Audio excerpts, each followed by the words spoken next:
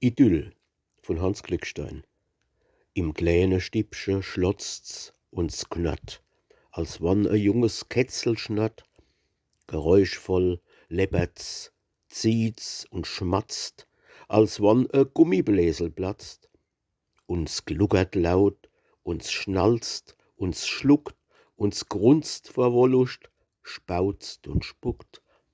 Stimmche kräht, mal lieb und fei, und's gähnt behaglich zwischenei.